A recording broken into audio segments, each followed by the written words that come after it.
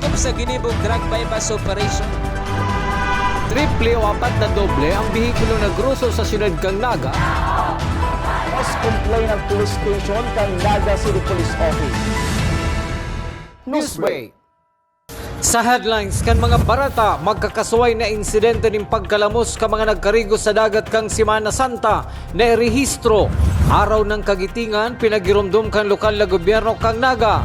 Rumble sa parking area sa Carolina, Naga City, tulo ang irido. NCF Tigers mapapalaban sa Philippine Collegiate Champions League ngunyan na Abril. Diyos marhay na hapon, ako si Mark Mendoza, ang sa indong tagapaghatod bareta. Manlain-lain na insidente ang nairehistro durante kan pag-obserbar kang Semana Santa. Kabali na digdi ang pagkalamos kang 6 na persona na nagkarigo sa dagat na sakop kan Barangay Dulo, San Jose, Camarines Sur. Aramon taman ng kumpletong detalles kayan sa report ni Melvin Machado. Ang kaurugbahan sa pagkarigo sa dagat na sakop kang Barangay Dulo, San Jose, Camarines Sur kan pitong magperinsan ka nakalis na Sabado de Gloria ang naribay ng kamunduan. Matapos na anom sa mga ini ang malamos. Nagkasibot ang mga residentes asin man lain-lain na responder sa paghawas kan lawas kan mga biktima. Alagad pinagdeklaraan mga ining dead on arrival sa ospital. Ang 5 pinagbisto na sinda Riza Hermosa, 17 anyos, Jonah Hermosa, 18 anyos, Rhea Pino, 18 anyos, gabos residentes kan Barangay Katagbakan, Gowa, Camarines Sur. Asin sinda Rafael Pino, 18 anyos, asin Regine Pino, 16 anyos. Pasado alas 3 na hapon kan ma-retrieve ang sarupang biktima na pinagbistong si Ashley Rose Hermosa, 16 anyos. Nakasalbarman ang 12 anyos na si Jean Rose Pino. Susug kay Mayor Gerald Peña kang San Jose, Camarines Sur. Aram kan mga residentes digdi na peligroso ang pagkarigo sa nasabing porsyon, huli kan pagsabatan kan tubig tabang asin tubig dagat. Bawal po talaga, sir. Kung ika po taga-local, talagang automatic yan, rule of thumb na yan. Once namundag ka sa lugar na yan, di ka dyan pwede magkarigos dahil ipo sa inaabot na rin tayo. Saksangay ang abot kang burong-burongan, itong sabangan, itong nagsasabatan po si current kang river flowing to the ocean, tapos si ocean man, sabat. Normally po kayan, may deception po talaga yan kasi una mo mababaw lang pero actually hararo mo siya, tapos may recurring current siya sa pairarom. Apo.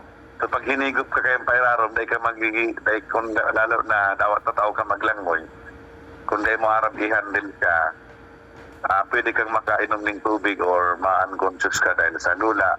Ikot-ikot mo sa irarong, saka ibubuga paluwas. Huli kan insidente ini kang Sabado, nakatalaan na magbugtak ng konkretong marker ang LGU San Jose na mapaisi sa publiko kung sa inang parte na peligrosong karigusan. Ang purpose ko po kayo ito, pinapag-ibuang ko ng design nyo niyan kay engineer. Ang purpose ko ito, para dahil na mahalikan mga tao sa mga nagbabandalize, talagang matugib warning. Pero ang pinapadesign ko niya, itong medyo attractive man na structure, dahil man sa eyesore sa mga turista. Apo. Kaya ba pinapadesign ko niyan? Apo.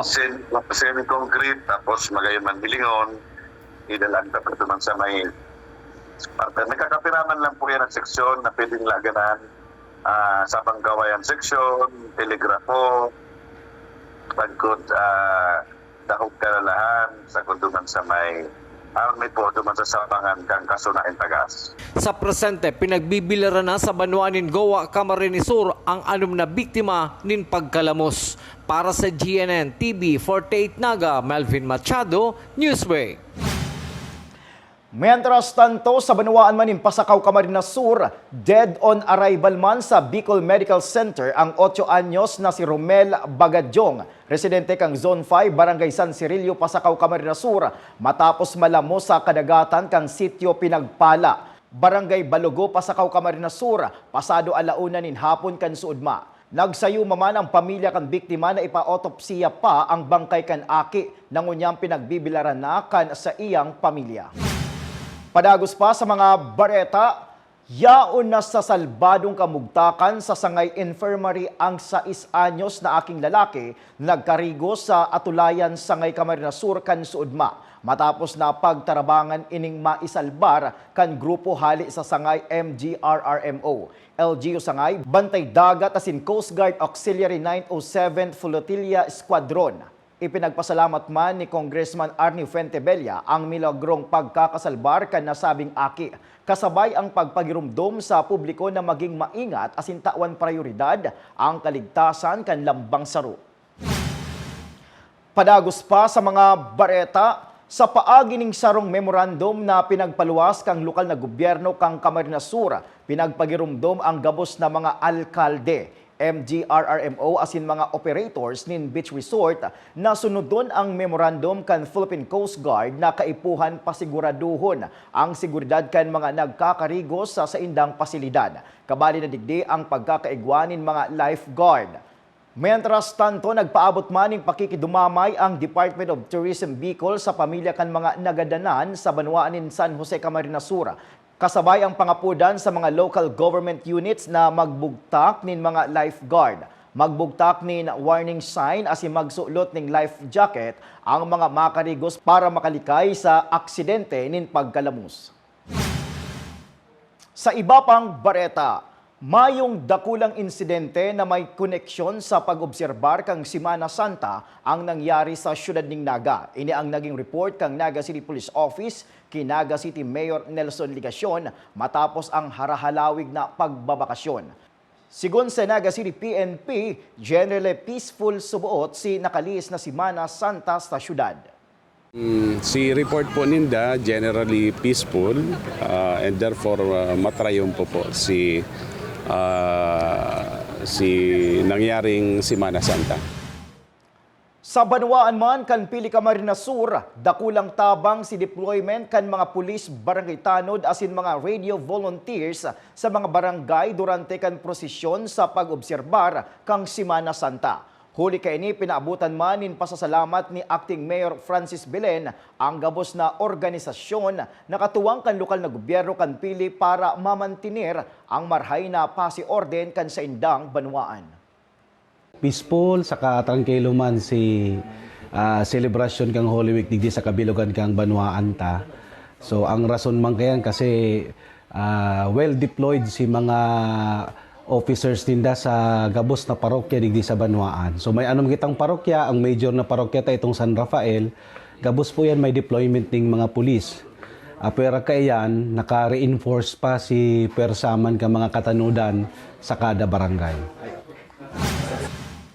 Sa iba pang bareta, 2 estudyante arestado matapos maaktuhan subuot na nagsisigarilyo nin pinaalang na dahon nin marijuana harani sa Malabsay Falls. Ang details ken aramon to sa report ni Jerome Breeze. Dakop ang 2 estudyante matapos ining maaktuhan na nagagamit nin pinaalang na marijuana harani sa Malabsay Falls sa Panikwason Biyernes Santo kanakaaging semana. Ang suspect na si Tristan Jokno, 18 anyos asin sarong 17 anyos na menor de edad. Naaktuhan ka ng mga nagbabantay sa lugar, nagikan sa Sentro Naga asin Tourism Office kan LGU Naga. Natulos man na pinaabot sa PNP na nagresult na kanselang pagkakadakop. Ining ko yan, mga jóvenes, sarong 18 anyos, saka sarong 17 anyos, na igdi sa Malabsay Falls Natural Park sa Panikwason, naaktuhan kan sa tuyang mga bantay kan empleyado kan lokal na gobyerno Naga na nagbabantay dyan sa katrangkiluhan sa nasabi ng lugar. Ining duwang actually tuludaan nakahali na prior pa bago mahiling ining dua. Ining sarong 18 anyos sa sarong 17 anyos na parehas taga Kalawag, siyudad ning Naga na naaktuhan kan mga bantay ta dyan na nasa aktong nagsisinghot o nagmamariwana. Na-recover sa mga nian sarong glass tube na may log din pinagtutubunan na marijuana. Kasong pagbalgar sa RA 9165 o Comprehensive Dangerous Drugs agop 2002. Ang kakatubangon ka na 18 anyos na suspect. Mantang pig turnover naman sa CSWDO ang minor de edad. Para sa Janet TV 48 na Jerome Breeze, Newsbreak. Sa pagbabalik kang news break, araw ng kagitingan pinagirumdum kan lokal na gobyerno kang Naga. Yan asin iba pang mga bareta sa pagwelta kang GNN TV 48 Naga News Break. Dakop sa ginibong drug bypass operation. Triple o apat na doble ang bihikulo na gruso sa siyudad kang Naga. Mas complain ng police station kang Naga City Police Office. News Break. Mas pinalinaw, mas pinalakas, mas pinalawak. Ang GNN TV 48 Naga, digital na! Kung ang inyong TV sets ay digital ready na, pindutin ang scan o search channel button at makikita ang GNN TV Channel 48. Maaaring gumamit ng indoor o outdoor antenna para sa mas klarong panonood. Ganito rin ang gagawin kung kayo ay gumagamit ng digital box. Sa mga susunod na araw, asahan ang mga programang malapit sa puso ng mga Bicolano. Flight attendants, prepare for takeoff, please.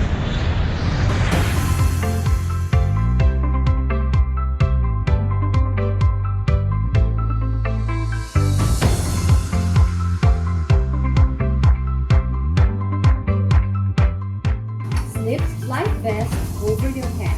Take the tape around your waist.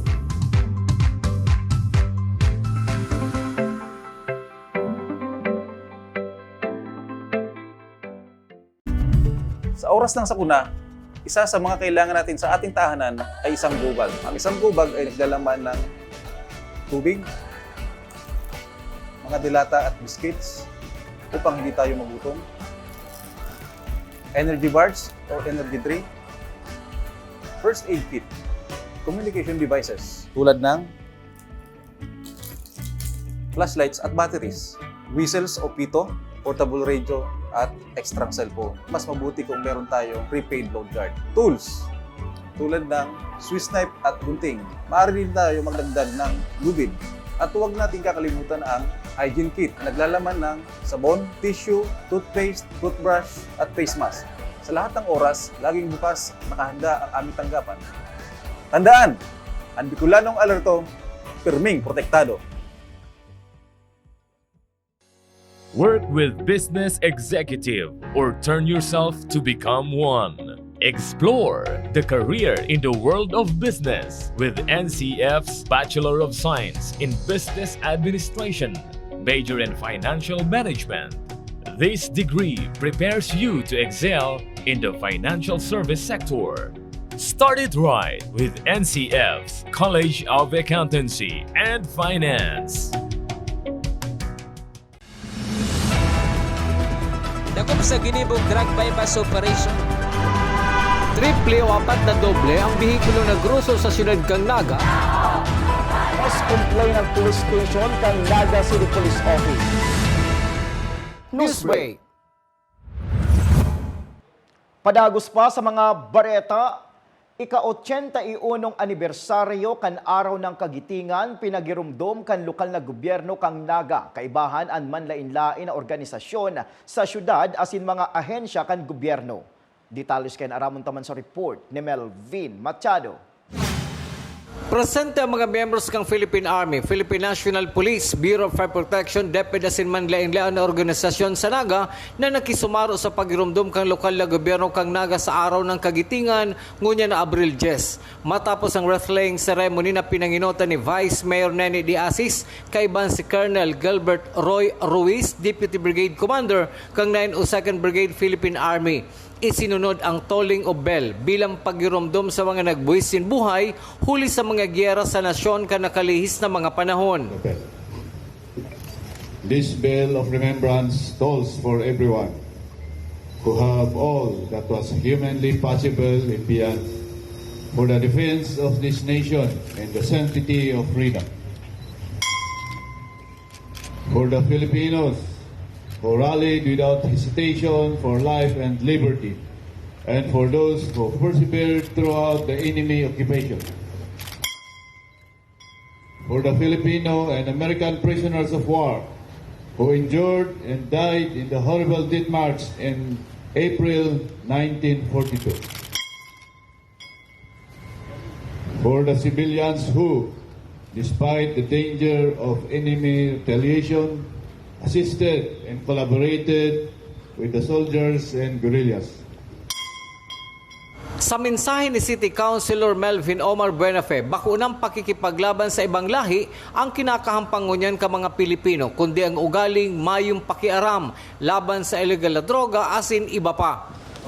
At sana tayo ring lahat, kahit hindi mga veterano ng digmaan, ay maging mga modernong bayani na nakikibaka o lumalaban sa lahat ng kasamaang nakakasira sa ating lipunan.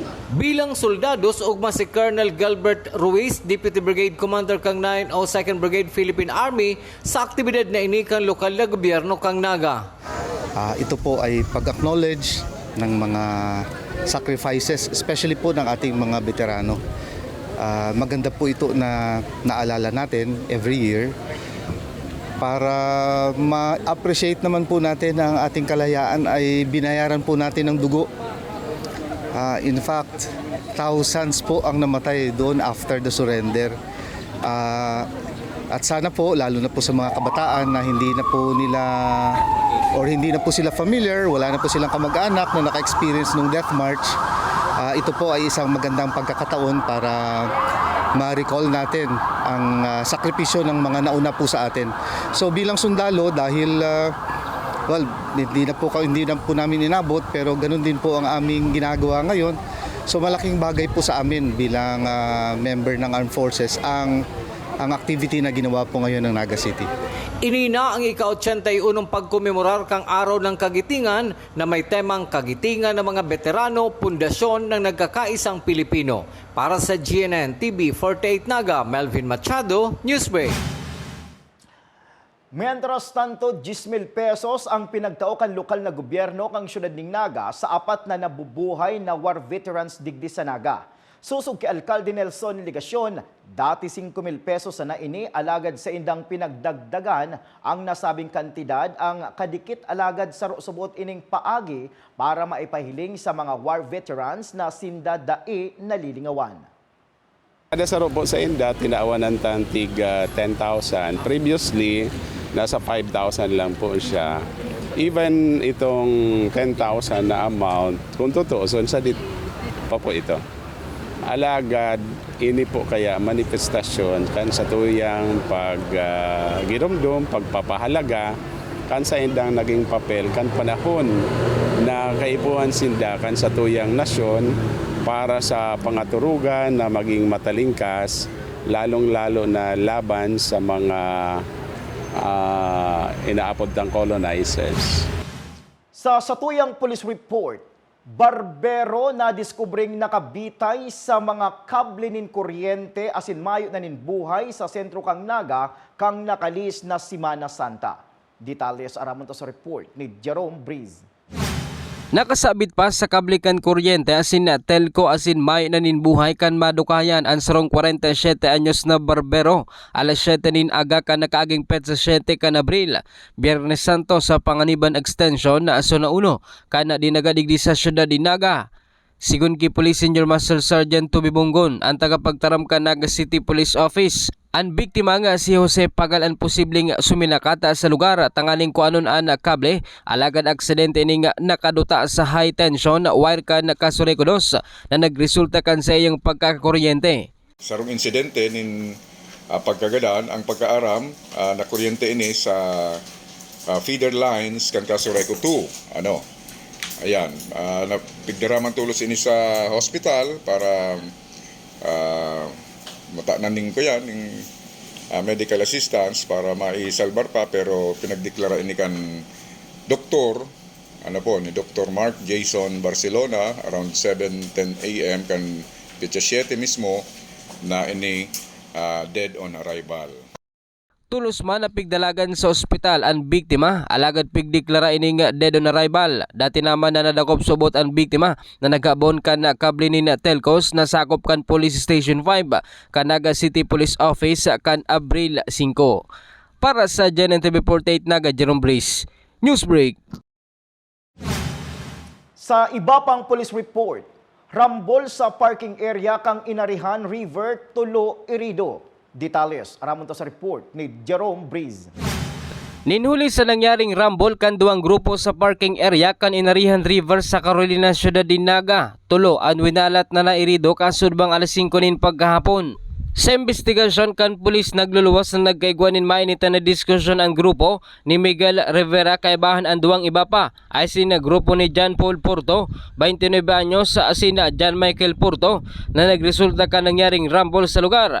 Natulos man na ikinarido kan mga persona nga si Miguel Rivera, Aldrin Dacoro, 23 anyos asina Ramil Gasga, 33 anyos. Mantang nakadulog man ana mga persona nga si John Paul Porto, asina John Michael Porto na padagos ng pinaghahanap kan mga otoridad. Nangyari digdi sa may Barangay Carolina, sa Zone 5, Barangay Carolina, harani sa Inarihan River. Sa may parking area daakan Inarihan River kung saan nagkakararigos ang mga nagkakaernitan tang mga kababayan. Nagkaigwaning rambol ining grupo da ining Miguel Rivera, 28 anyos na taga Magarao, Karangkang Magarao, sa kaining grupo man kan John Paul Porto na taga Calabanga. Nakadulag ining grupo ni Kuyan, ni Porto, pero ining Kuyan, ining grupo man ni Miguel Rivera, pero injured, dinara pa nga sa infirmary hospital, may mga tama, nagrambol ini, day maraman na rason, kung ano si Kuyan. Pero definitely, intoxicated ang mga ini. Gustong sabihin naka-irinom ini. Ang mga nagdurulag na suspect ang padagos ng pinaghahanap kan mga pulis tanganing panimbagon sa nasabing insidente asin pigtutubunan na burat kan mangyari ang rambol. Para sa GNN TV48 Naga Jerome Brice, Newsbreak. Padagos pa sa mga bareta, Naga College Foundation Tigers liwat na mapapalaban sa Philippine Collegiate Champions League South Luzon Championship ngunya na bulan kan Abril.